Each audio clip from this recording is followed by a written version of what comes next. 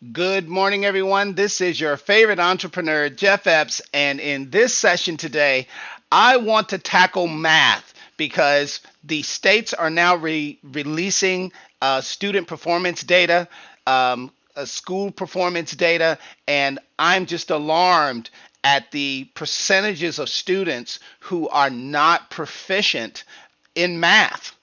This is becoming a huge crisis now. We know about the pandemic and how we had such a drop off in student performance, but I'm telling you now, as I look at data, I can see that these trends were happening prior to COVID, and they just sort of got worse because at this point, I've got colleges calling me and saying, Jeff, we have students coming into our colleges who can't pass developmental math. Okay. So and when I look back at high school data, especially in the county where I live, 65%, okay, of the ninth through 12th graders, of the high school students in this county, are not proficient in math one, in algebra. So we've got to fix this problem. And I will say this: the students who are ninth graders this year, right? They grew up. They were born in like 2008. They were born 2 years prior to the introduction of the iPad, right? And when they entered kindergarten, they entered a kindergarten classroom that more than likely had iPads available to students. So these are true digital citizens. And in another session, I'm going to talk about the evolution of the digital citizen and how it has impacted education. Because I truly believe that this generation of kids, they are so visual in their learning because the world is now digital, it's interactive. So that's how they learn. But I do believe that in our classrooms, we have not made that transition to making our curriculum and our learning objectives interactive for students. Now, don't get me wrong. I'm not saying we need a new curriculum. We need to take the existing curriculums that we have and make them more tangible and interactive. That's what I'm saying. And I'm not gonna just state the problem. I'm about to show you a solution. So what you're looking at right now is the the four fundamental operations of whole numbers. And this is developmental math 101. And so I'm going to scroll through here, and I want to talk about one of the properties here. And this is properties of addition on whole numbers. The addition of whole numbers possesses the following properties. And let's talk about the additive identity, right?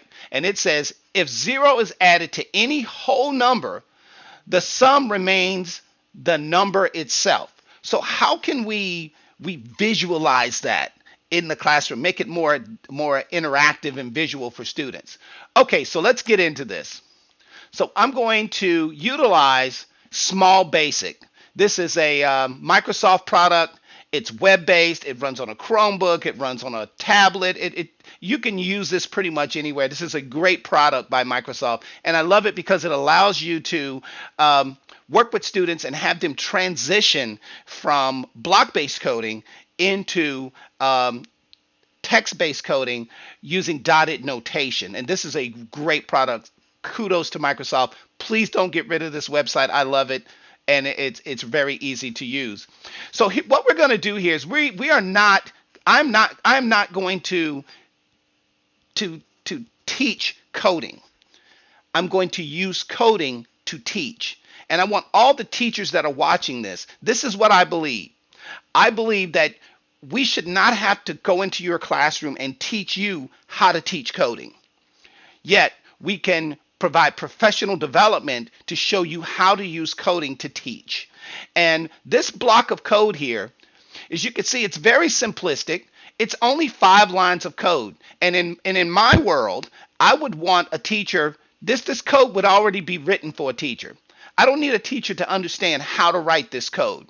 I just need a teacher to understand how to interpret this code and how to use this block of code to teach the additive identity to his or her students. All right, so the additive identity states that 0 plus A is equal to A, and is equal to a plus 0. Okay, so in this block of code, I've declared a variable called a. This is a very good teaching point for teachers because students are going to see more and more variables as they start to make their way toward high school and they encounter that Achilles heel, Algebra 1. All right, so we declared a variable and we've assigned it the value of 5. And I think that's very important for students to understand that a is a variable and its value is 5. So we simply then took the output and we sent it to the screen by adding 0 plus a. Then on line 4, we sent the value of a to the screen. And then in line 5, we took the value of a and added it to 0. So when we run it, we see that our output is the number 5 3 times. Now, that's the easy part. Getting students to type this in, getting them to run it, that's the easy part. They'll say, oh, it's 5. Now I can begin to teach because I can now say, okay, well, what do you think will happen if I change the value of 5 to 10? Well, of course, the student's going to say, it's going to be 10. Well, why is that? Because 0 plus 10 is 10. But as a teacher, I'm going to say, show me.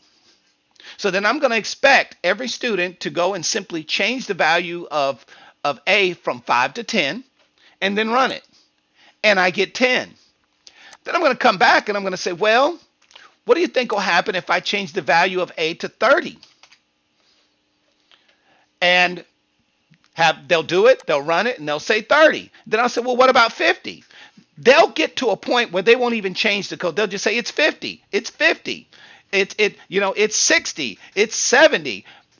And it's at that point, as a teacher, I'm listening to this discourse because that's what we want from students. That discourse that tells us that they understand why this is happening.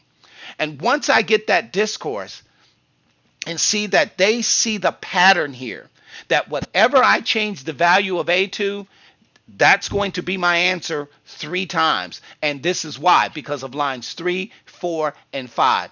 Once we get students to start understanding and seeing a pattern, guess what? They're now comprehending math because math is the science of patterns.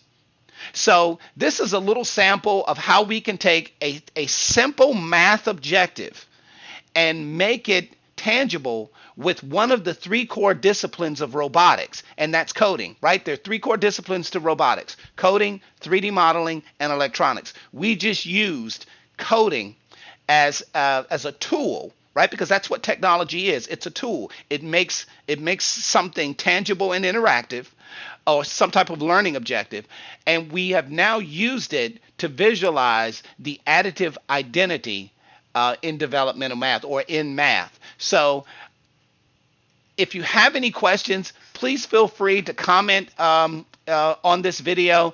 I think that this is the path toward getting our students proficient in math because these are digital children. These are digital citizens, true digital citizens, and the world has become more interactive and more visual, but we have to make learning that way too. This is Jeff Epps. I hope you've enjoyed it. I'll see you in the next video. Take care.